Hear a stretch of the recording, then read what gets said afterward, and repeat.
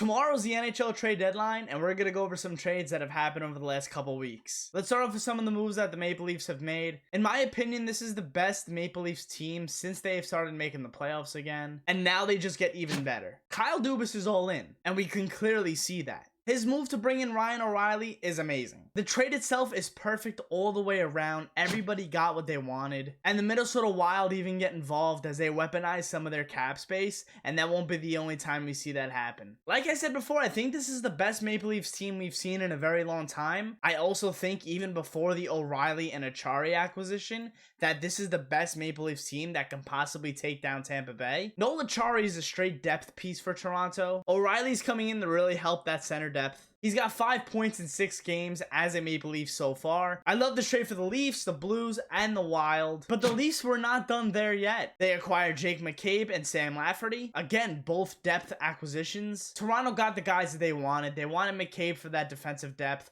and obviously Lafferty for that center depth as well. They give up another first-round pick in the process, but it literally does not matter because the Leafs are in win-now mode. They could not care less about that draft pick. Erik Gustafsson from the Capitals to the Maple Leafs. That trade was actually Rasmus Sandin going the other way. A good young defenseman, now a Washington Capital. The Maple Leafs actually get a first-round draft pick back. It belongs to the Boston Bruins. The Capitals got that pick from the Dmitry Orlov deal, and we'll talk about that in a video soon. The Leafs move Pierre Engvall to the New York Islanders in exchange for a draft pick. They also acquire Luke Schenn, some more defensive depth for the Leafs, again in exchange for a draft pick. Most of those draft picks they really don't care about. So again, I really like these moves by the Leafs and Kyle Dubas. I think these moves had to be made if you want to go through some of those teams in the Atlantic Division.